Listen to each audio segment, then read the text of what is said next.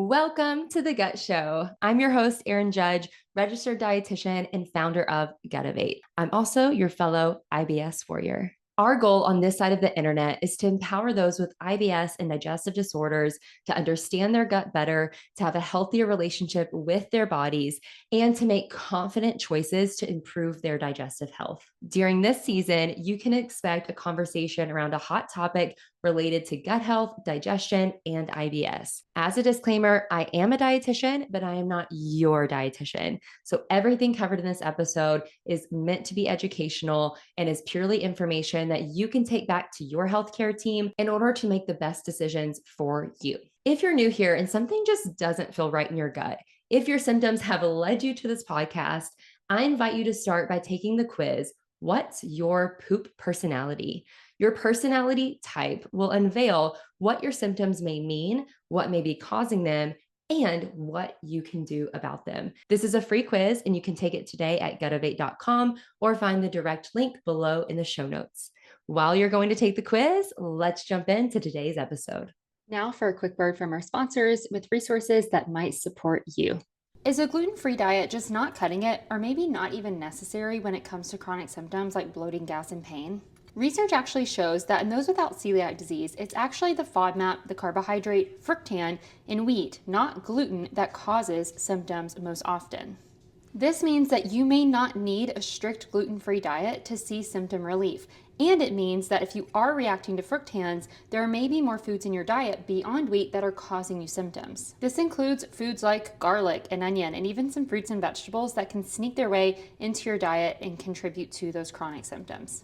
You can choose to limit these foods and reduce your overall fructan intake in order to avoid symptoms. You also have the option to break the fructan down using FODZYME, an enzyme blend that targets fructan, lactose, and GOS FODMAPs, and that will help you break these FODMAPs down to then prevent the symptoms. Learn more about FODZYME in the show notes, and you can use the code THEGUTSHOW for 20% off your first order. Did you know that you can now order your own gut health tests without waiting months for a doctor's appointment? Gemelli Biotech offers trusted, science-backed, at-home tests for conditions like SIBO, EMO, ISO, and post-infectious IBS. Their Trio Smart Breath test measures the three key gases, hydrogen, methane, and hydrogen sulfide, to detect different forms of microbial overgrowth. As for those with IBS symptoms, IBS-Smart is a simple blood test that can confirm post-infectious IBS with clinical accuracy. Validated by the leaders in gut health, these are tests that you can trust and tests that you can take comfortably from your home. So go to getgutanswers.com to find out which tests are right for you and use the code ErinJudge25, all one word, ErinJudge25, to save $25 on your order. And now let's get back to the show. I think by now most of you are familiar with me, even through emails. You've probably gotten to know me a little bit, but I am a dietitian. I'm also an IBS warrior myself. I've struggled with chronic constipation since I was a kid. And this is why I work in this space, and a lot of the empathy that I have for patients as well as others in our community comes from my own experience. And I always say I want to make sure I'm providing the resources that I wanted and that I needed in the times of my care where things were out of control and I just really needed help and support. And so you'll see that a little bit in today's session, because food fear and dietary restrictions and just kind of understanding how to navigate all of it, especially in the realm of health overall and nutrition, it can get really complicated. And as a patient, sometimes it can feel like there's a lot of conflicting info and it feels almost like you can't win, you know? And so today we're going to talk a lot about that. So when it comes to dietary restrictions, the most common reason that people restrict their food is because of symptom management. So we're going to talk about that a little bit. You'll see the poll pop up. I'd love to hear your thoughts. But do you restrict food due to your symptoms? So is that part of your symptom management? Are you restricting food? And then if you do you find that it actually helps? I forgot the exact stat. I think the doctors from University of Michigan talked about that in our malabsorption session. I believe it's like upwards of 75 to even 90% of patients find that food and symptoms are correlated, whether that be proven that there's an exact mechanism of the food, but when they eat, they notice symptoms because your digestive system is working, right? Food is a common trigger of symptoms. And so that is why dietary restriction comes into play. So these are always helpful to see that you're not alone in your experience. So 80% of you, yes, you restrict food. Only one person said no, and then a handful said sometimes. And then with finding that it helps, the majority of people said yes with symptoms, but causes stress and difficulty in other areas, quickly followed by yes, giving you more freedom. That is the goal. Not knowing, very common. And that is a big pitfall people find themselves in. We'll talk about that. And then, one person said, no, it seems to make everything worse, which I totally understand that. So that is why we are here, because this is a common problem that, on paper, dietary restriction should work, right? If you notice symptoms with food, it should be as simple as logging your food, noticing what food maybe is correlated with a symptom you're having or a flare, cut that food out, and you shouldn't have symptoms anymore. But that's not exactly what happens in most cases. It's not always that black and white or perfect. So why does food intolerance, we've kind of talked about that in the malabsorption session, but why do food-related symptoms occur? And this goes back to the fact that food is a trigger. Food is not the cause of IBS. If you guys get those ads, food did not cause your IBS. That is true, right? Food is not the cause of IBS. Your overall diet, yes, may contribute to the health of your gut and where you're at, may be a contributor and play a role in the cause of IBS, but food itself doesn't cause it. Foodborne illness can cause it, but it's not the food, right? It's the immune change and what's happening after that infection. And so when we're looking at food modification for IBS symptoms, we're not fixing IBS by modifying food. We're not going to take away a food and then everything is cured, right? It's not a food allergy. If you don't have celiac disease, right, there's not going to be one singular food causing everything. However, food can be a trigger of symptoms because you have IBS. And I like that phrasing when we're thinking about food reduction or food modification, food restriction. Food did not cause IBS. Food can cause symptoms because you have IBS. And the reason why are these different factors, which are also what we call the drivers of IBS, or if you like that root cause kind of language, the causes of the actual symptom. So what is IBS truly? It is a combination of one or more of these factors that we've identified in research that now influences treatment. So the first reason food triggers symptoms is because of visceral hypersensitivity. This is that gut-brain miscommunication where when there are sensations in the gut, food is traveling through the gut, maybe there's a little bit of malabsorption, stuff's happening in the gut, the pain responsive regions of the brain and those with IBS are triggered and activated. And there's research to show that two people eating the same foods like FODMAPs, without IBS, that pain response is not triggered. With IBS, that pain response is triggered, even with the same amount of gas accumulation and the same effects happening in the gut. So this is a big cause of the actual pain, cramping, linked to diarrhea as well, can be linked to constipation with like a tightness of those muscles related to that pain. But this is a major reason why food can be a big trigger. And if visceral hypersensitivity is heightened, you are more likely to be reacting to food. So increased stress, poor sleep, hormone relationships there, as well as what we call rumination, where you are obsessively thinking about symptoms, thinking about food. This is common with food restriction, right? You eliminate food, you may be obsessively thinking about every food that you're eating, what you're putting in your mouth. You're logging food, that's going to worsen visceral hypersensitivity, which may make you more susceptible, more vulnerable to those food triggers.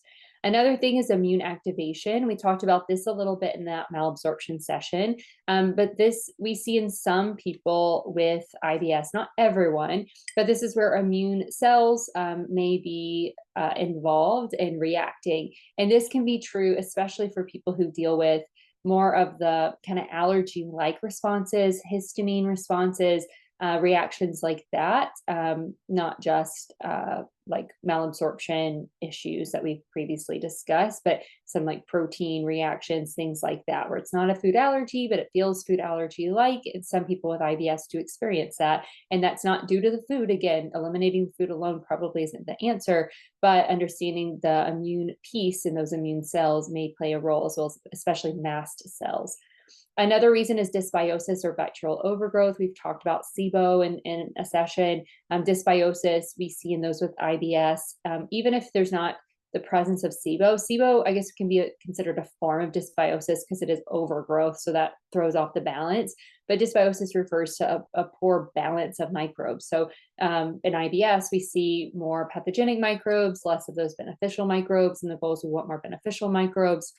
When this is the case and your gut is in a state of dysbiosis, then you are going to have a more difficult time breaking down certain foods. If you have an amount of overgrowth, like we talked about in SIBO, you're producing, I think it's 100 to 200 times more gas than somebody without that overgrowth.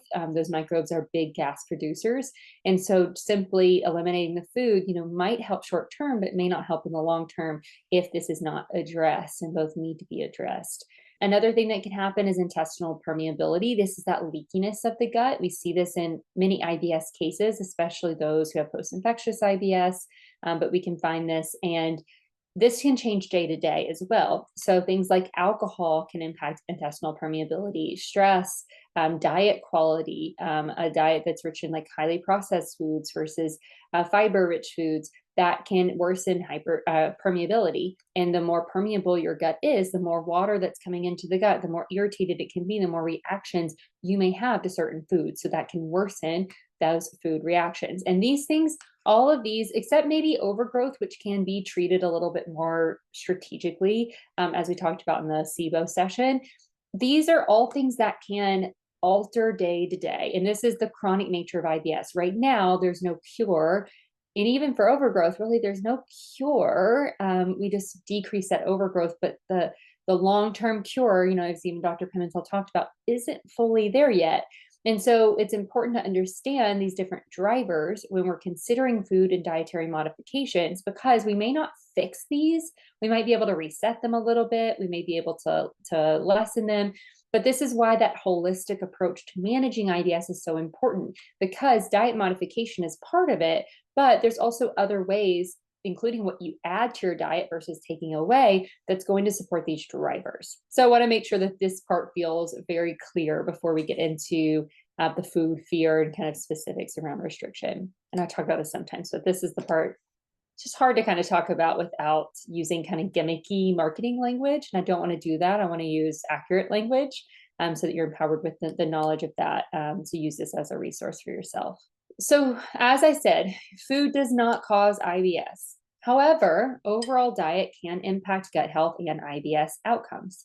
So me saying food doesn't cause IBS doesn't mean, oh, well, we shouldn't even address the diet at all. And even as we get into food fears, maybe you've had levels of restriction in the past, there can be value of restricting certain foods. There can be value in taking caution. We talked about that with the foodborne illness and navigating the food system conversation, right? There can be value in changing your diet. There can be value in having some guidelines in your diet that you follow that help you, that give you freedom in your life, right? That can be very important and is part of the treatment plan. And so the key is not just deciding, do I restrict food or do I not? Do I take a diet approach? Do I do a non-diet completely approach? Instead, we want to think about, how do we take more of a neutral, kind of truly healthy approach to diet that is going to lead to more freedom, more flexibility, more control, feeling better in our bodies, more confidence, without causing more stress, more detriment, more long-term health complications, right? That is the balance that we are aiming for. That is the ultimate goal when it comes to diet. But sometimes it doesn't work out. So when does it work for you?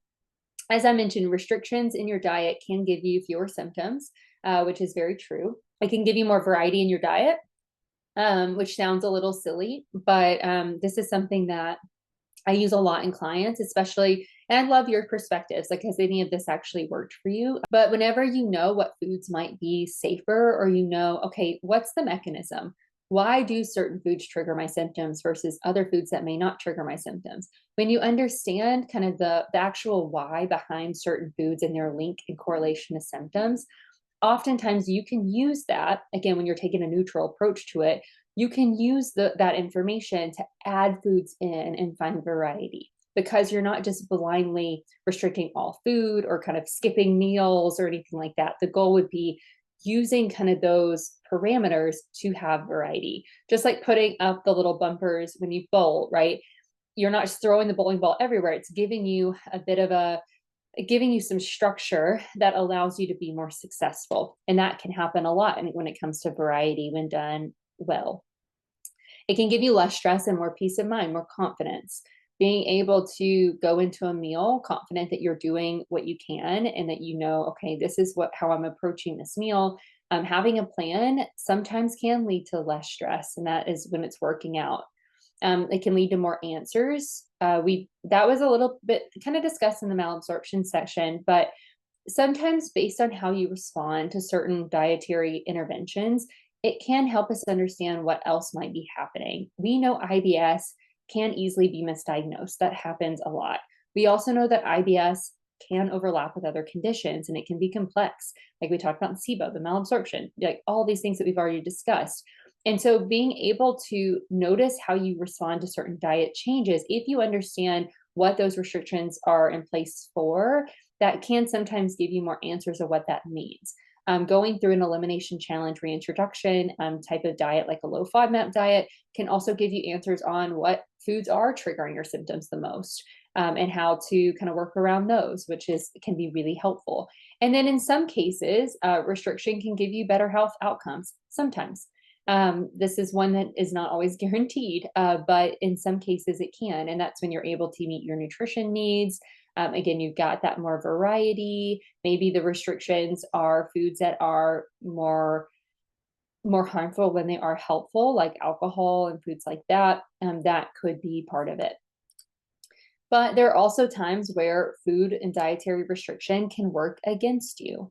And this is this kind of cycle of like rumination, restriction, and less flexibility, less freedom, kind of control from this.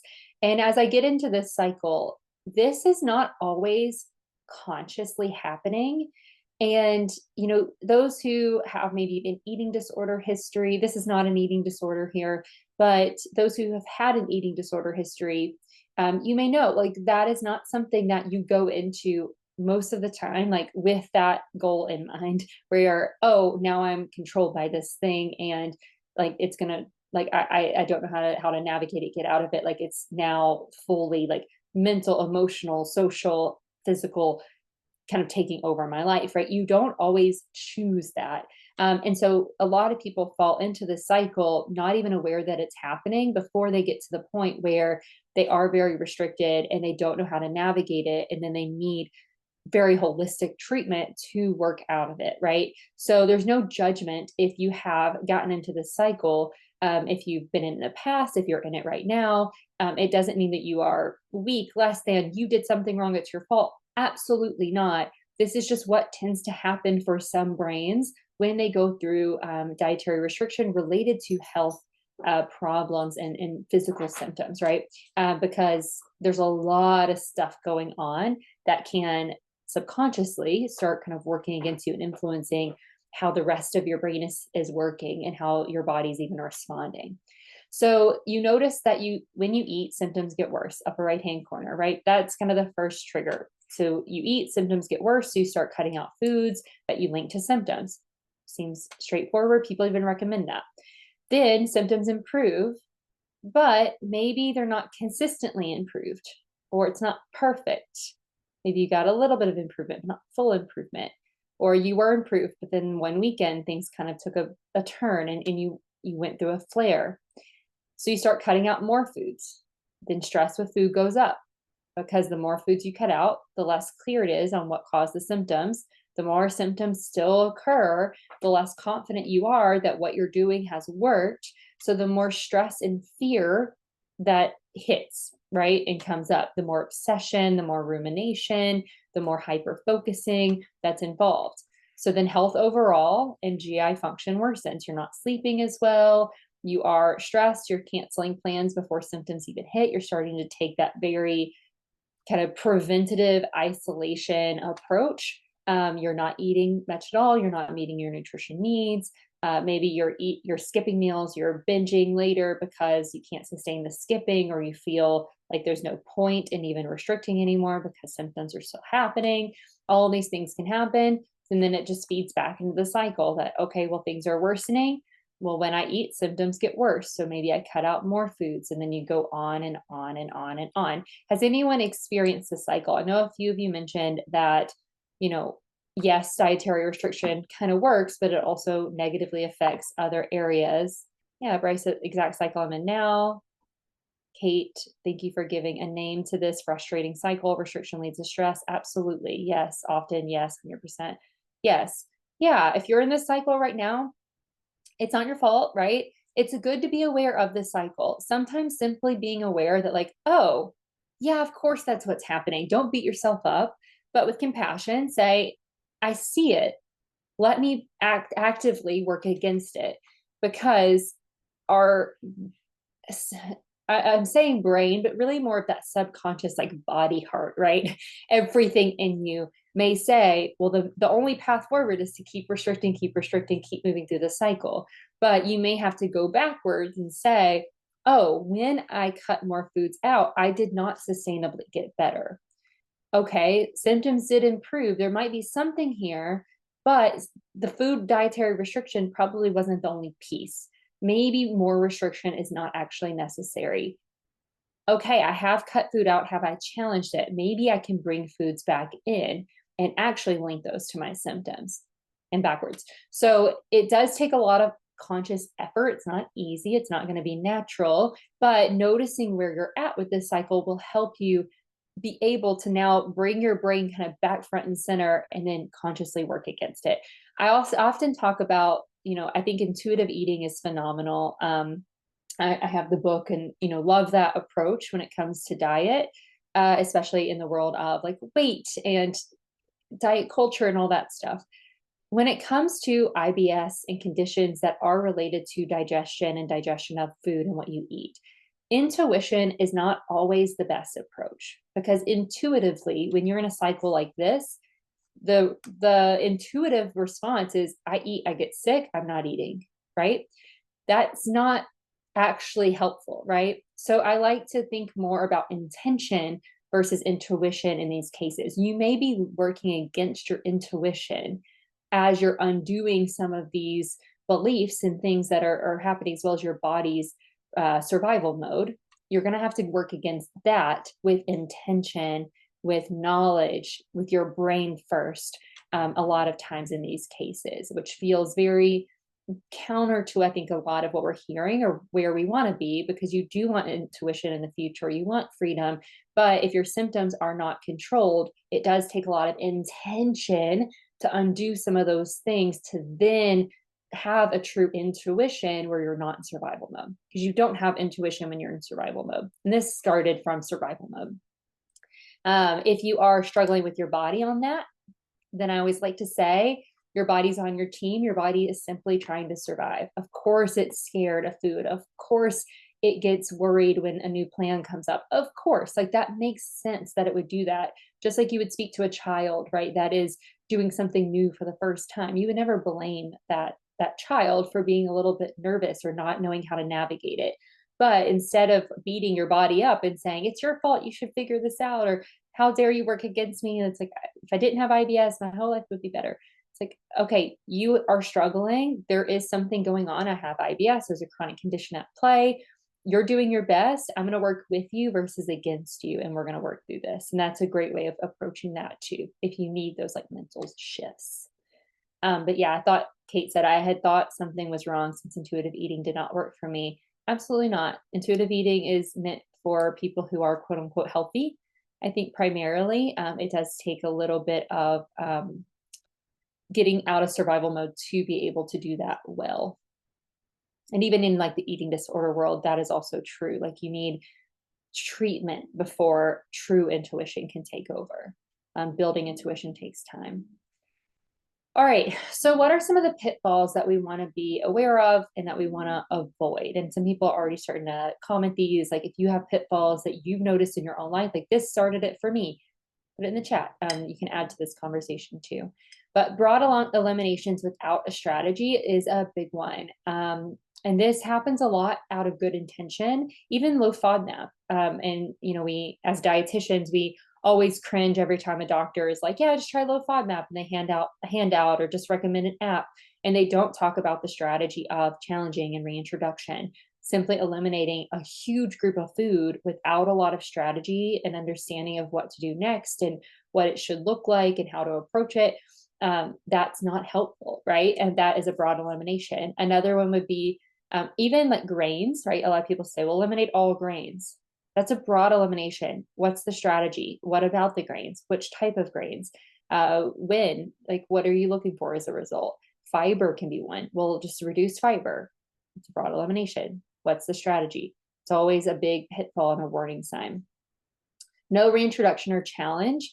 That is a big one. And this may be due to you not getting the guidance for it or choosing not to do it because of that survival. And I think Audrey mentioned this in the chat of started the low FODMAP diet 2020. It was a stressful time and you failed at reintroduction because stress is a huge trigger. As a result, 5 years later, I still restrict way more. Absolutely. And I saw a lot of people do that.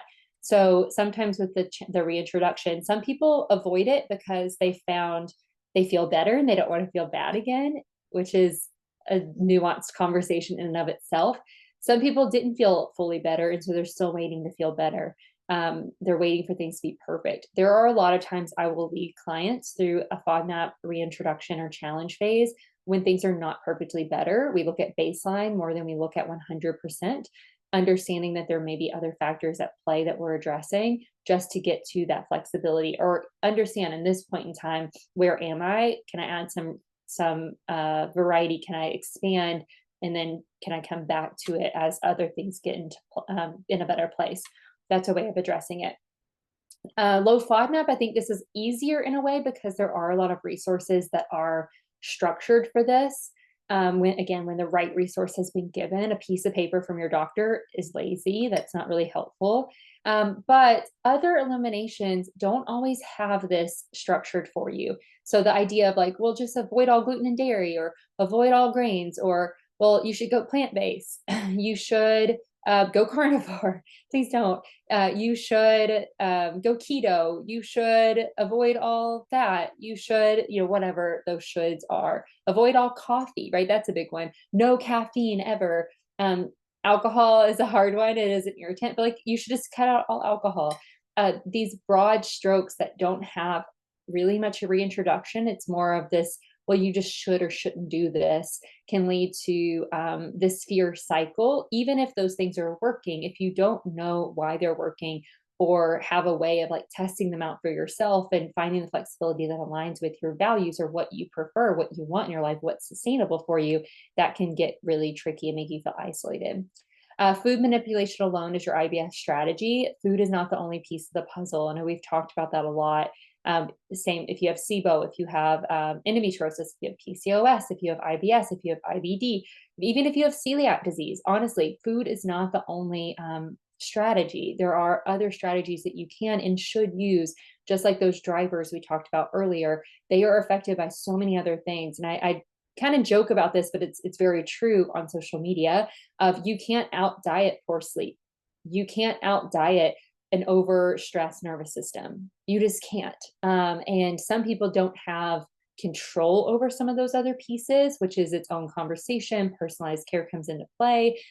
For some of us, we have to make really hard decisions. Sometimes modifying diet and just cutting out what you're eating is a lot easier to do than getting in control of your nervous system and setting boundaries and, working on that, working on trauma history and all these other things, right? That can be at play. And so that's one big pitfall people fall into. Blame and guilt around food related symptoms. I kind of talked about that. The more you beat yourself up, the more stress that you have. And the more stress that you have, the more symptoms that you may have.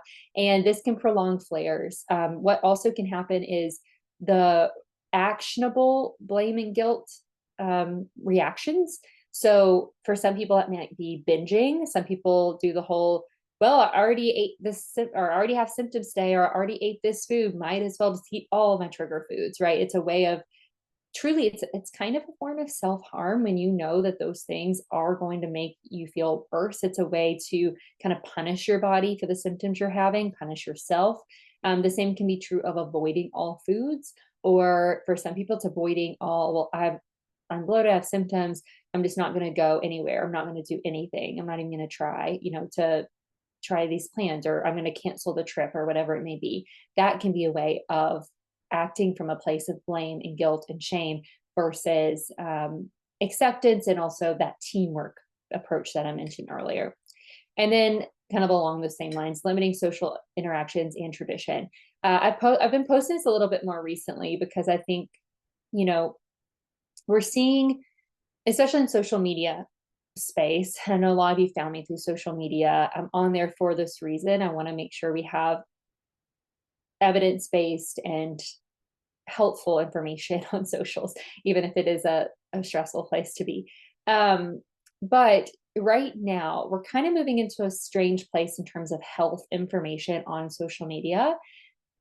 And one is the rise of like the skinny thing, right? In diet culture. And I know in my space, in the IBS space, we don't say as much, like we have a lot of other things that we're worried about than just that. But I think we are starting to see, and even in the gut health space, like there's a bit of a crossover there of a lot of healthism, meaning the healthier you are, the better, and this kind of superiority over how healthy you can be and how healthy like your diet can be.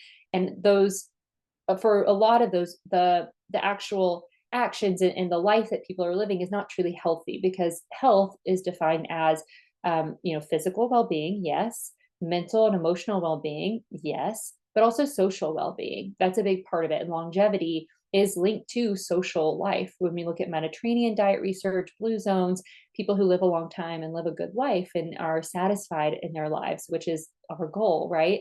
A lot of times it's linked to the social environment that they are in, even more so than just their diet. A lot of these cultures drink a lot of alcohol, and alcohol is known to be detrimental to health. Why do they live a long time? They smoke in a lot of these areas, right? We know that's detrimental, but there's this social component, as well as movement and physical health too, but definitely a social component there. And so if your plan for managing your IBS, if your goal is longevity and health, right? If that is not your goal, that's okay. Again, that doesn't have to be the superior thing, which is that healthism piece. But if that is your goal, if you want to live a life where you can do the things you want to do, you want to be, engaged in like relationships for a long time, you want that longevity, you want the positive health outcomes across your whole body, not just your gut. If what you're doing to get there is limiting your social life, tradition, the joy, presence, it's not going to take you in the direction that you want to be in. And that's a big red flag to look for, because in the short term, it might, because you have control, right? You may mistake your control and your isolation with your control for confidence. But 10 years down the road, if that's the path that you're taking, if your goal is, again, that longevity piece, according to all the data we have, you may not get there. The same is true of eating less processed foods, more whole foods, more fruits and vegetables, fibers, healthy fats, right? All this research we have around diet. If your diet, the diet that you have to eat to keep your symptoms down or maintain a certain weight or whatever it may be, if it doesn't align with all this data we have, that path may not lead the direction that you are hoping to go, right? And that's what these pitfalls should be the warning signs of, is where am I going to be much further down the road as I continue this path?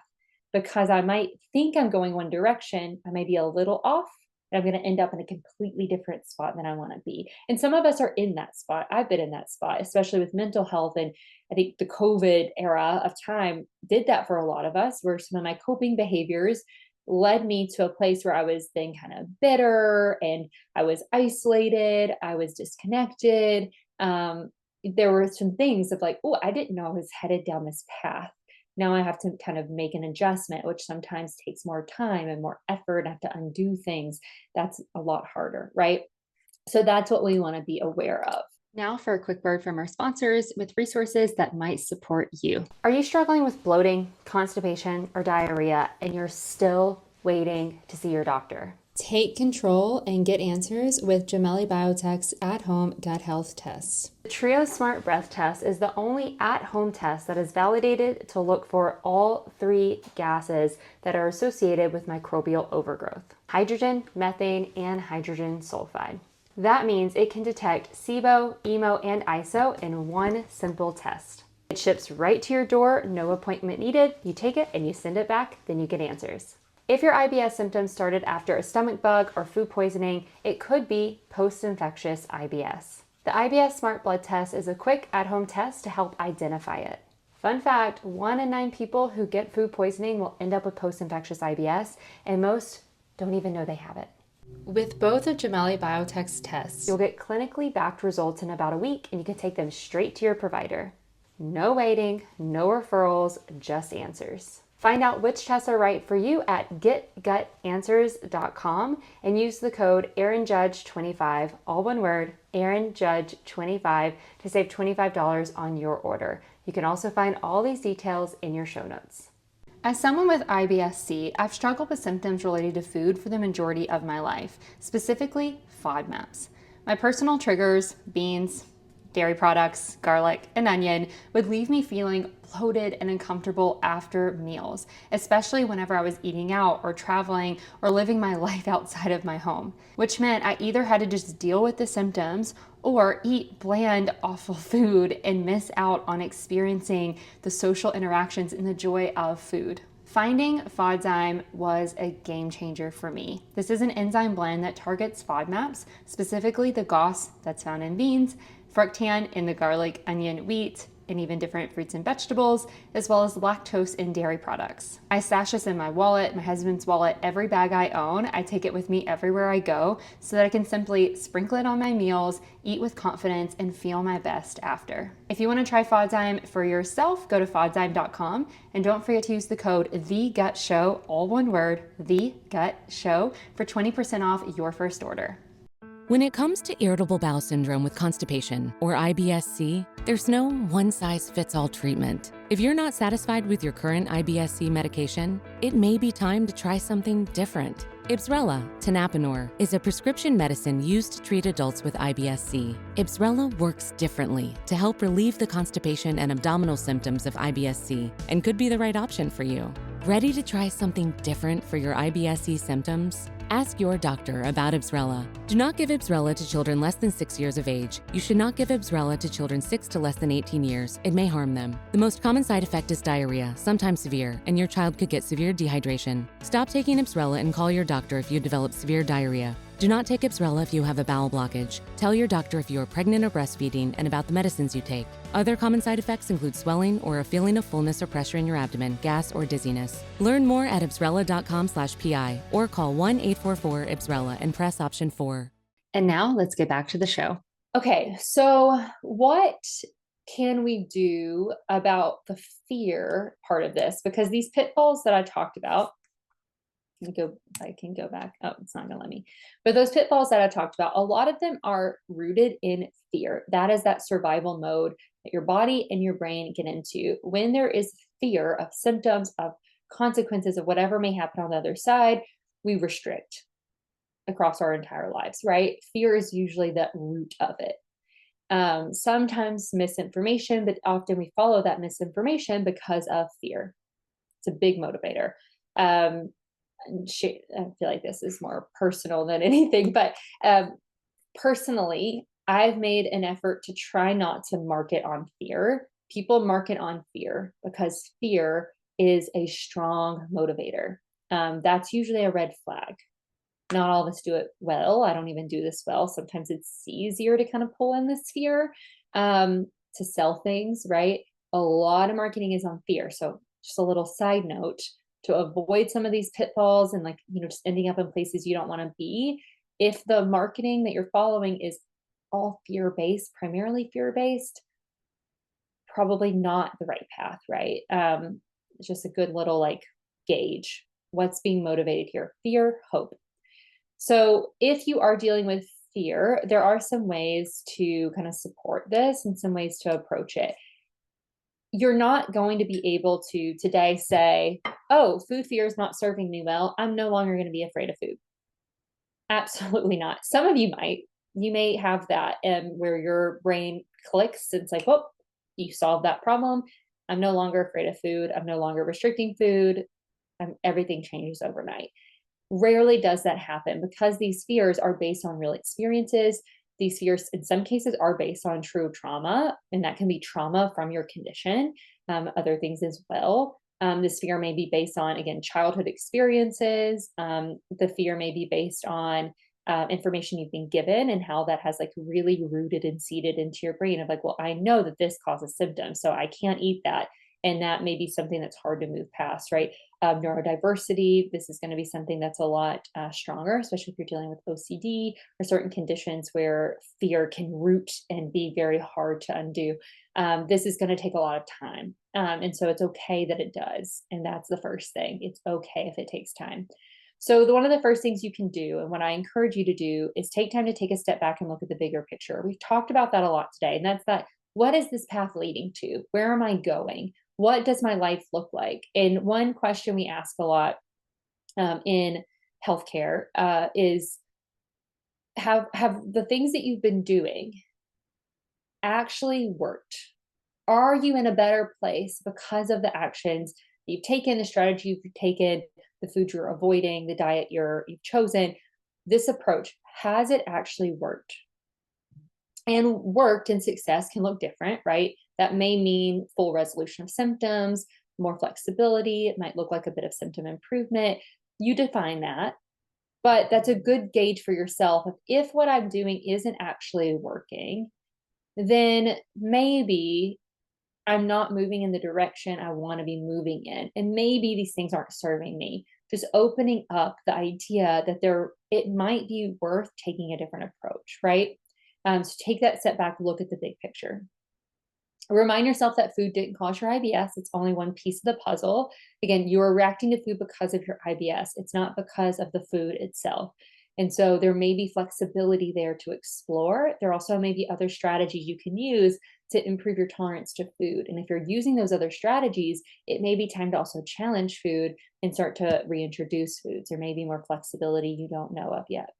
Get on the same team as your body. It is truly doing its best. I love the book Self-Compassion. We talked about that in a previous summit year. But acceptance and self-compassion is really important. How you treat your body matters, especially when you're dealing with a chronic health condition, because self-care is tricky when your body is experiencing symptoms or having difficulty not functioning like it, quote unquote, should. Change how you eat before what you eat. This is a big one. If you've never thought about like chewing, I talk about that on socials a lot, right? You have to chew your food. Such a key piece. You're not going to digest well if you don't chew, right? If you're not eating consistently, if you don't have spacing between meals, like if you're not meeting your nutrition needs as a basis, like how you eat matters. Those routines around eating matters. And that can sometimes improve how you digest food, regardless of what you eat, which gives you, again, more freedom. Go slow with your reintroductions. Give your body grace to adjust. If you've been in restriction for a long time, how I'll typically approach like a low FODMAP diet challenge or any reintroduction with the client, especially when there's a lot of food fear that's rooted, is keep decreasing the portion you're going to start with until that fear has settled. If you're starting a challenge just afraid, right, of what's going to happen, if you are extremely fearful, that portion may be too big. And yes, maybe that's the portion we truly need to challenge for FODMAP content, but you can start smaller with a reintroduction. That is okay. I've had some clients start with like a little dash of something, like a tiniest amount, having someone like a partner hide it in their food, a small amount, having a partner do, or a friend do mirroring. So you both eat that food together and you kind of mirror that person aside from you. Find ways to make it less fearful. You don't have to go all in, and you can also go slow. You may try food for one day and then skip a day, try it another day. There's no right way of doing it. you can go slower. And it's better to start and go slow than never start, right? Because 6 months down the road, if you started slow, you may have those challenges completed, versus if you were waiting to like not be afraid of it, you may have never have started, right? That's a big one to give yourself permission for. And a lot of times that can take some of that pressure off when you are trying to reintroduce food or do something new there. Same with adding in new, like challenging yourself to get out of the house for longer periods of time or travel. Same thing as food. Make it small. Maybe one trip eating out is the key, and then a day trip or being out of the house for 8 hours. Then maybe one overnight trip, but close enough where you could get home. Then maybe add a flight, right? Make it stepwise so that you can build confidence along the way and not just throw yourself into the deep end expecting yourself to survive, because that can sometimes backfire, especially if there is a more trauma-like response that's actually happening. And then it is okay to get professional help. Fear is there for a reason, and it is okay to address that. And this doesn't mean, I know there's a lot of stigma around like psychology therapy for IBS, and that's lessening as we learn more about gut-brain connection. I think a lot of us are understanding this better in ourselves and taking control of this, where it's less stigma of like that you think you're crazy, because that's not true. But when there is fear, when maybe even your condition has caused a bit of trauma or these responses that are happening in your body, and feel kind of out of your control, it is great to get professional help. It may help to have a trauma-informed therapist, and not even just do gut brain therapy, but maybe helpful to do coping type of therapy or working through fears. There is a condition called RFID, avoidant restrictive food intake disorder, considered a bit of like an eating disorder, but it's very different in its approach. A lot of people with IBS end up in that place. There are some specialists that work with that can help with like food fear specifically. But there's also people that can help with like, okay, how can you cope? Where is this coming from? Digging a bit deeper so that you can start again undoing some of those things that are happening beneath the surface to give you more freedom. It's not fair that that has happened to you, not fair at all. And it's okay to throw the tantrum or grieve that you have experiences other people don't. But that support can help you move through that and make the most from that place, right? Or get to a place that you can then have that freedom that you do deserve and that you're capable of. So when we are approaching dietary restrictions, ideally it's from a place of self-care. I am modifying my diet for more freedom to feel better in my body, not from fear, right? Neutrality. We didn't talk a lot about this, but that's kind of in that healthism space of this is good or bad. I'm better because I avoid gluten and you don't, or I eat 40 grams of fiber, I am superior, right? Neutrality. Food is not good nor bad. Food is not always harmful or helpful. Food is food. Different foods and different nutrients play a role. Take in information, use it for your body based on what you need. But as much as possible, keeping some neutrality to it can help, especially with some of those other things that can also kind of root in our minds and work against us unnecessarily, with that good bad kind of thing, which leads to like shame and guilt around food that we just don't have time for when we're trying to manage a chronic condition. And then dietary restrictions should go towards freedom. How am I approaching this in a way that's going to give me more flexibility, that's going to help me do the things I love to do, that's ideally going to open up doors for more social interaction? How do I find freedom from this place versus just restriction and isolation? All right, so how can we approach this? So what are some sustainable ways of approaching restriction? Make sure you're eating enough and adjusting how you eat before the restriction. We talked about that. Set your priorities and goals in advance. My priorities and goals are different than yours.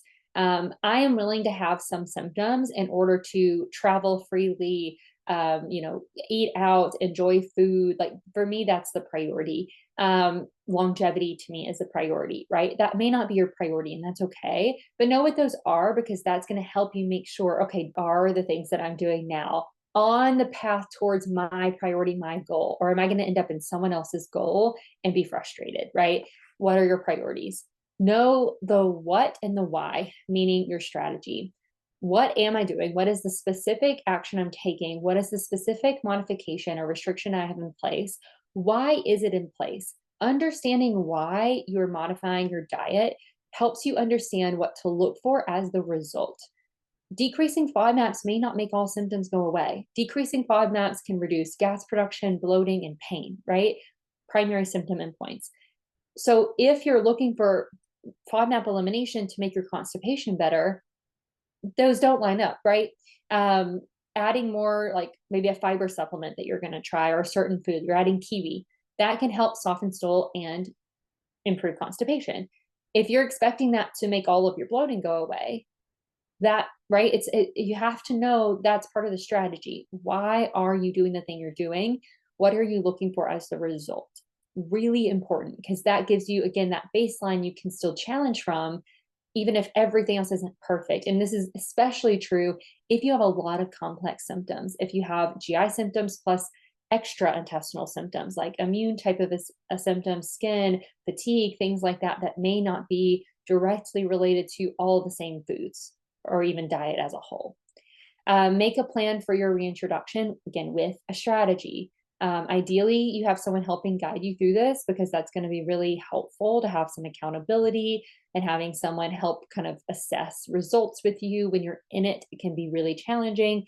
But even if you're not, like, knowing what the reintroduction plan is. And again, if someone's just giving you an elimination goal without a reintroduction plan, that's a red flag.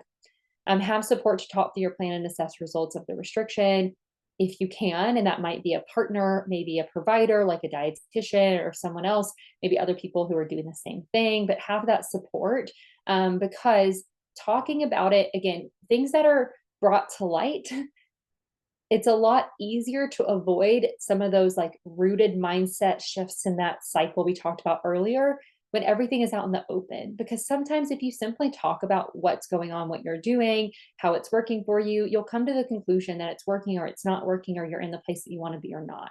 But when we're not really talking about it, we're just stuck in it and just thinking about it. We're ruminating over other pieces of it. We're isolating ourselves, and it kind of feels like it's not maybe real or fully happening. We're not seeing the full picture. That's where sometimes you can get stuck. And then when you eliminate, find substitutes versus leaving gaps. This is a big one, especially with a broad elimination, like a FODMAP elimination or changing fiber or whatever it may be. Make sure that you're eating enough and you're meeting your nutrition needs, number one. When you eliminate foods, though, from that place, make sure you're substituting them and that you're actually finding comparable options that will work for you, because that will make sure that you're still meeting your nutrition goals and that you're not setting yourself up for forms of malnutrition or dietary deficiencies that can work against your gut as well. There are some non-food restriction strategies that you can use. So here are some options.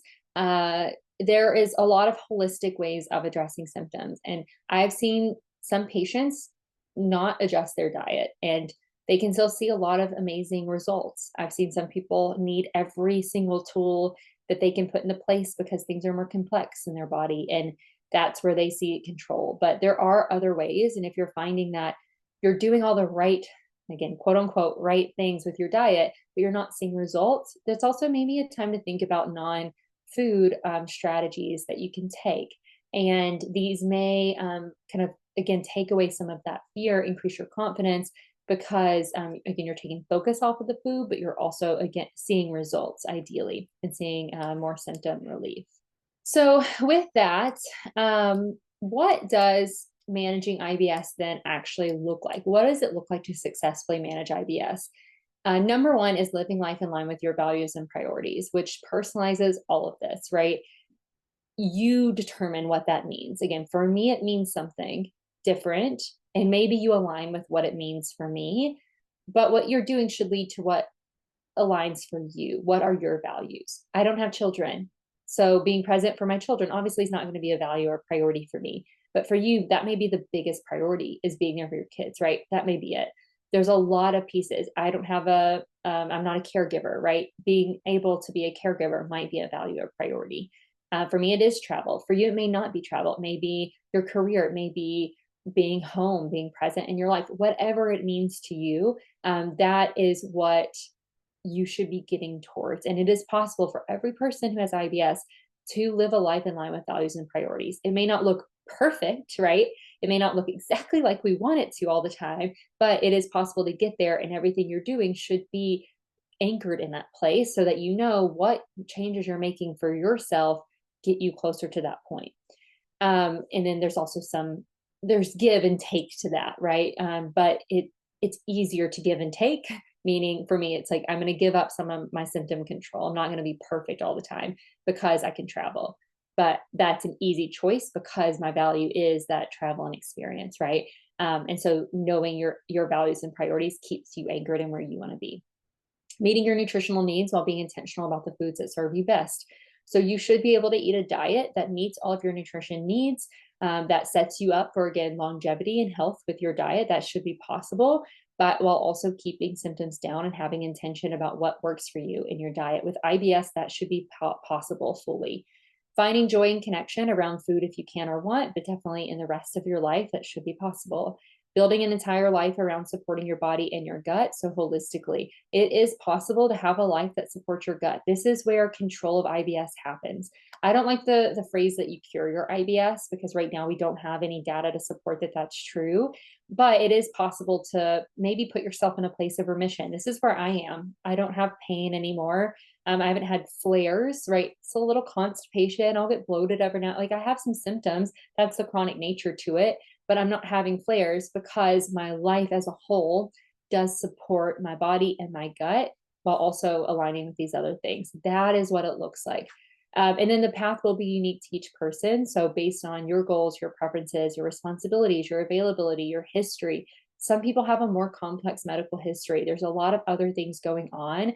Understanding what is possible for you and staying really anchored in yourself makes a big difference, because again, for you, it's going to look different than for me. Again, I don't have kids.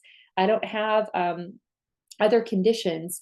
I'm in my 30s, right? I'm not in my 60s. I'm not in my teens. Like, there's a lot of factors that I may not have impacting my body and what I can do versus what you may have in your life. And what you don't want to do is just turn it off and be like, well, my life is harder, so I can't achieve these things. Instead, you want to look at it from your unique lens and say, okay, this is going to look unique for me. There might be some give and take. I may need more medications or supplements or support versus someone who may not. And that's okay to acknowledge. I'm staying anchored in what matters to me and working to get there. That is what it looks like to successfully manage things. Are you listening to today's episode with the main thought being, what are the steps that I can take to get rid of my symptoms right now? While I hope that the information that we share in every episode of The Gut Show leaves you feeling more empowered and more confident in your body, it's not always going to solve your problem or give you a clear direction for your specific symptoms and your needs. The Master Method membership is an online program for the person with chronic digestive symptoms and IBS who wants step-by-step guidance to understand their body, address the drivers of IBS, reduce symptoms, and build resilience in your gut long-term. This membership includes a step-by-step course and a dietitian-led community that teaches you how to holistically address each symptom and the IBS drivers, how to reduce symptoms more strategically and with confidence, and guidelines for better gut health long-term so that you're not only thinking about today, but you're also improving your outcomes in the future. It is time to ditch the symptoms and get your life back. The membership is your first step. You can learn more and enroll at IBSmastermethod.com and use the code GUTSHOW, GUTSHOW, GUTSHOW for $25 off your enrollment fee.